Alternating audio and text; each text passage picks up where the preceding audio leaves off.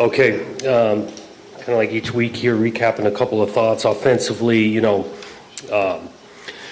possessions. I think we scored 7 times on those 10. I did think, again, watching the tape, Aiden did a solid job completing passes, eyes up, smart with the ball, another good game running it. But in general, the run game, we got to get better, first and second down. You always credit to the opponent schematically, a couple of those, but we got to break a couple tackles, one-on-one with the safety occasionally. Misidentification took place too many times, and we're just not getting the type of movement we want to get, and so we got to improve on that in the run game. Defensively, I thought did a nice job in stopping the run. These guys were leading the country and running the ball, especially with the quarterback, his capabilities of running that. I did like that part, except on the long one, 66-yard play, I want to say. First of all, we're misaligned. Unique formation, give them some credit. We're misaligned. We don't got anyone in the B gap. We're not aligned correctly in the secondary. We've got opportunity to at least get them down. Maybe it's going to be a 30-yard play. We can't do that. So we got to get better there. It was good to have Nakai Martinez back. Getting a taste of it. He played, maybe half of it. So it was great to see him out there. We do want to continue to improve though. Fourth down, third down. On that side. Special teams continues to be a positive. Obviously, a huge return from Omari. Do think the blocking on the decision-making on the punt return unit was critical. Martin had a solid game. Eckley only goes out there one time. That's usually a good thing. With that, recapping the game. Injury-wise, this was, kind of a couple tough ones. Luka Vincic will be a long-term injury. Probably won't see him the rest of the year, which is tough. Was battling in there. Alante actually, again, was pre-game injury, and that's going to be a longer-term injury as well. So he won't be around for a minute. Both Nick Marsh and Mekhi Frazier, we'll kind of see what it looks like at the end of the week. But those two are not anywhere near the other two in regards to the amount of time. 3-0 is where we wanted to be at. It has been great being at Spartan Stadium 3 straight weeks. Crowd, fan, definitely helped us get to this point. But the seasons are, and we transition. We got to go on the road for the first time, and we got a big-time opponent. Got to respect the program over there, historic, and you can talk about all 3 phases for this group. They challenge you in a lot of ways. Offensively, it's well noted statistically where they're at, how many points they're scoring. Quarterback can make all the throws. The scheme, Coach Riley, in regards to his scheme, make it tough. He is throwing it. The quarterback is throwing it to a couple good players that challenge you vertically in space, tough to tackle. They can run the ball. The backs that are carrying the thing get downhill and are physical. So that is a potent offense that will present challenges. I do think defensively, these guys are salty, got in the backfield a lot. It starts with their front 7. And that's just not 7 guys. They do a nice job, especially at D-line, rotating. You're getting multiple groups in there. It's not just 7 guys for the entire game. They got some depth and have created some real havoc of tackling in the backfield, sacks, so they present challenges kind of that way. And so we know it's a great test. Long trip, night game, all those things that come with it with a really good opponent. And I know guys are going to need a great week of preparation to get ready for it. So with that, questions? Jonathan, you guys obviously made the trip out to Oregon last year. Would you learn from that, and how do you change things for this one, go out there earlier, and just any sort of tweaks? Yeah, we definitely learned from the year one. We did, last year's trip's quite different just because it was a short week, right? You're playing on Friday night. That's different than what we're doing here Saturday. Not just from our own experience. We try to talk around the league, teams that have traveled in multiple time zones, what they did, kind of what they experienced. So tweaks we're making. We're going to go out on Thursday. And again, this has been planned well before knowing a kickoff time and things, but go out Thursday, try to adjust for a day, time zone wise, and the routine of what we do on Friday and Saturday is going to be pretty similar to what we do. We're just going to start a little bit later, let them sleep in on those 2 nights, and see where it goes. I wanted to ask you a little bit about the injury situations too. Now that we get to this point in the year, you talk about next man up, but when you get to conference season, those nagging injuries, how do you try and prevent them? And obviously with the bye week coming a week after, is there an erring on the side of caution at all in some ways? Right. It kind of starts with how much you're going to practice and go. And so, we talk about as a staff each week leading into it. And so I don't know if there's one size fits all for the entire team in regards to how much you can go out and work. I think it boils down a lot of times to the position coach, maybe counting his reps. That particular player's got some bumps and bruises, and he maybe be more in a limited fashion, understanding that the team still needs some work. And we do. We get a lot of work with column 2s, 3s throughout the week. It's not just all the starters getting all the work. But we got our eyes on that. Yeah, sure, we're headed toward a bye, and you got to put some preparation and thought into what that week looks like.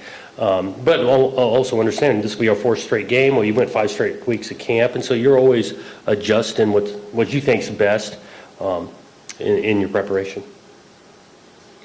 Jonathan, you already talked about the routine of it, but from like a unofficial team building aspect, normally when it's a home game, the guys can go home afterwards and have their own personal day-to-day, but when you're together for that amount of time, long trip, can you give us some insight on what the team building aspect is like, or how you guys find more of a bond in that kind of experience? Yeah, I guess one thing is pseudo unique because of the trip. We are headed on Thursday, go over there. I think a lot of this roster maybe, I say maybe, I didn't take roll on this, but you hadn't seen the Pacific Ocean. Where we're staying, we're landing at LAX. We're going to call it a half hour and be able to kind of see the Pacific Ocean. I do think a longer flight to spend a little time moving around. We're going to take that opportunity on Thursday. Not quite a totally team building event, but that's one thing we're doing that's different or unique. The USC quarterback, Jaden Maeva, only had, I think, 2 offers coming out of high school. I know you were out west at the time, so I'm curious, how did that happen for a guy with his talent to only have a couple schools looking? And then for Aiden, how good of a test is going to be as a quarterback duel against a pretty good talent? Yeah, I think both quarterbacks are talented. I think you do see it on occasion, right? They call it, the amount of offers, or this guy should have had more coming out and things. I think sometimes, too, is just their own individual's development. It takes place, and call it year one as a true freshman. He's further ahead of the game and all this. But Jaden Maeva, this guy can play. I believe he started UNLV and then got himself over there. But he is a talented player, physical, willing runner too. I mean, I know statistically throwing the ball, he's accurate, and he's got some guys he's throwing it to, but he's a willing runner. He's going to pull the ball, especially in the red zone. He's a really good player. Now, Jonathan, last year, you're 3-0. You go play a tough road game at night, game 4. Nick isn't there. Had a lot of other injuries, lost a tough one. How is this year's team better able to prepare for that if you're minus some key guys? Yeah, I mean, I think that this year, depth-wise, I do feel like we've made progressed, I'll call it. The learning experiences of every game from last year, just like the learning experience of the first 3 here. This is a challenging road environment, trip, and a really good team where depth's going to continue to matter. And that's not just to us. I mean, you look at this Big Ten Conference, every game. I don't know if anyone's sitting here after 3 games feeling awesome, and they got some mid-season healthy bumps and bruises. You got to have some depth, and I think we're in a better place than we were a year ago. Jonathan, obviously you guys have played a pretty good offense in Boston College, I'd say, and a unique one last week. With this USC offense and their personnel and their scheme, what are a couple things for you that have defensive priorities that sort of have to happen to keep them in check and stop putting up some of these big numbers? These numbers come and their ability to be explosive, right? And so trying to limit those explosives is a big piece. I think tackling is going to be huge. They get the ball in space. They're good athletes, getting them on the ground. That's not down to just one-on-one tackling. We got to play with great effort and get guys on the ground and not turn it into deep explosive plays when they throw underneath or they hand the thing off, limiting those explosives. And then changing your looks on the quarterback. They do have a potent run game as well, but changing those looks of what he's seeing on the back end coverage-wise.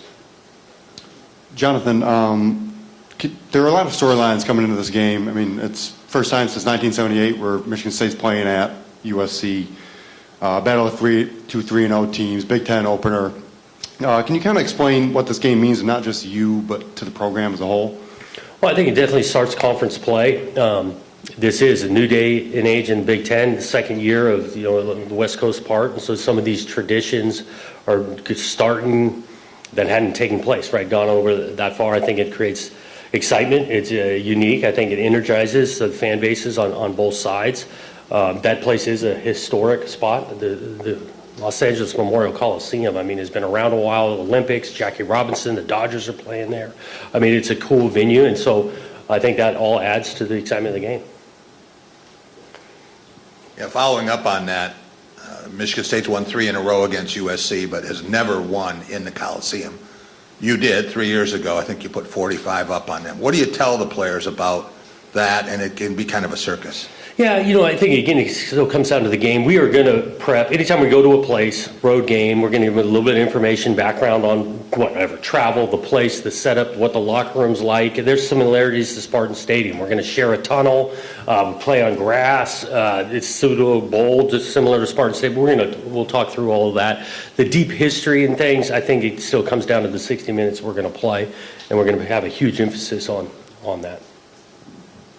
A little bit along those lines as well. You're obviously from the Pasadena area. Aiden's from Long Beach. I'm wondering about just the trip back there. I mean, you've made it before, and I'm wondering what that is like to go back home and play there. There's definitely, Aiden in particular, I think we got a few guys, but Aiden in particular will have a lot of family, friends at the game, which is part of cool thing in college football. I'm excited about it. I mean, I made a trip in January watching our basketball team play the 2 LA schools, and we had a couple events of Spartans on the West Coast, Spartans in Southern California. I'm excited to see the contingent of green and white in the crowd.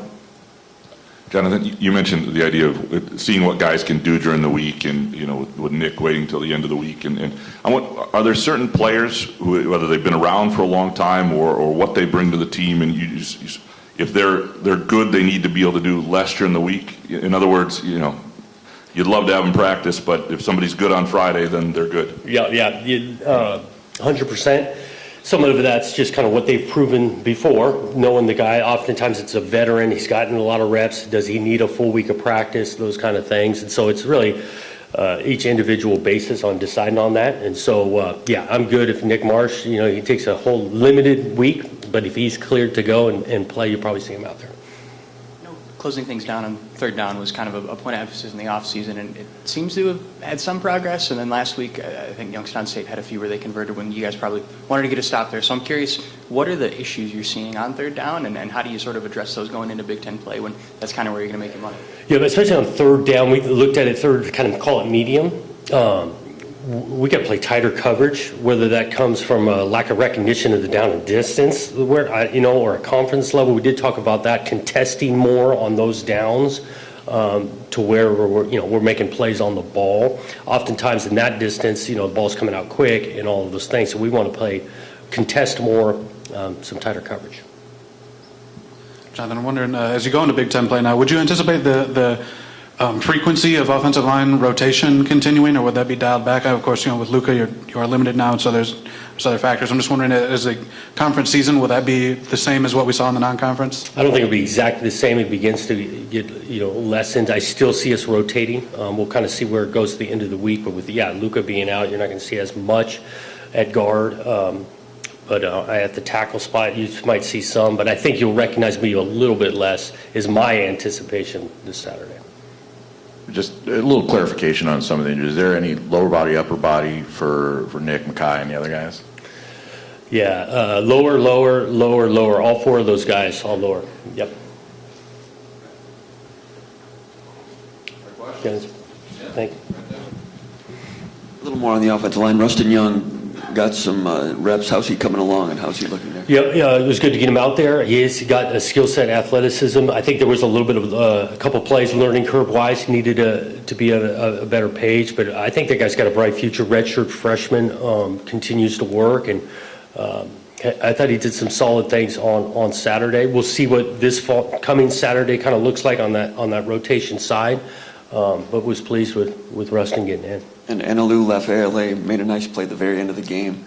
How's he coming along with that role that he has? Yeah, we think he's one of our better ones of rushing the passer, and so love to get him out there. He plays with great effort. He's contributing on special teams. He's part of that rotation in that position. I think we had another time 4 guys getting 10+ snaps, and so when he's in the game, I think he makes an impact. We like where he continues to trend. One other thing. Some teams practice in the morning, some in the afternoon, and so forth. When you make that decision to go in the morning, are you, in the back of your mind, are you concerned that television might give you a midnight game later in the year? And when you practice Thursday and walk through Friday or whatever out there, do you change the clock a little bit for the routine? The routine of it, the Thursday, Friday, not totally Thursday, because we're going to practice again in the morning here. Friday, we'll bump it back a little bit. It is a larger question. You think about, we're playing more and more of these, the trend, more and more of these night games to consideration. I still think the value when we're going to get the best work done, and I still believe it's in the morning. We're not terribly early in the morning, so we're allowing for some sleep. I think we get the best work out of them. We wake them up. They still have opportunity to get to class. I mean, this is a whole kind of programmatic thought for the entire season, the body, the work, those kind of things. And so,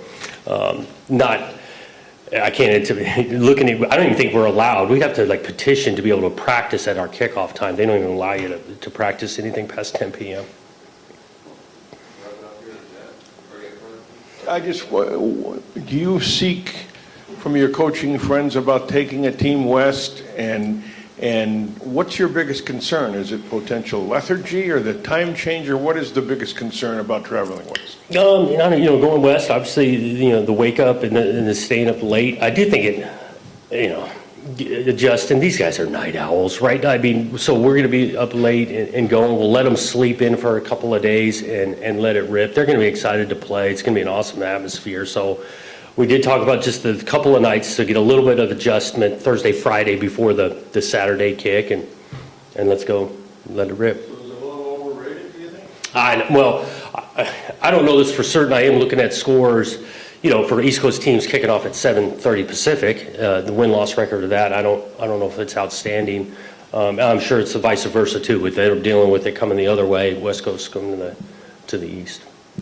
Jonathan, two things following up on that. Michigan State hasn't won a game west of Boulder, Colorado since 1957.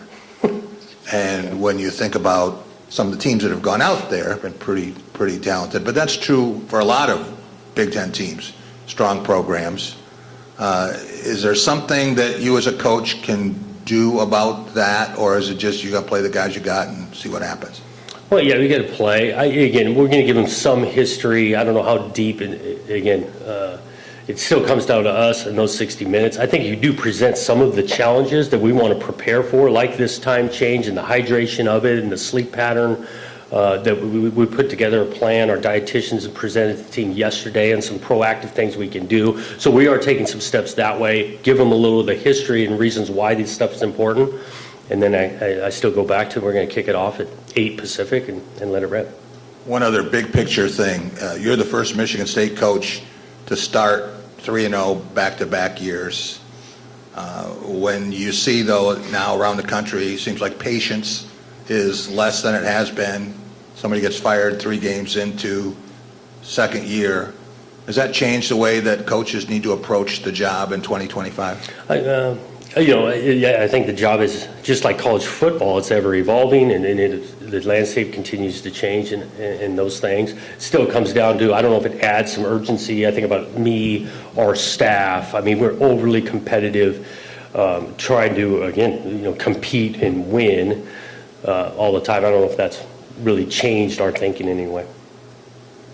Thanks, Coach. Thanks, guys. Thank you. Thanks, guys. Media, we will have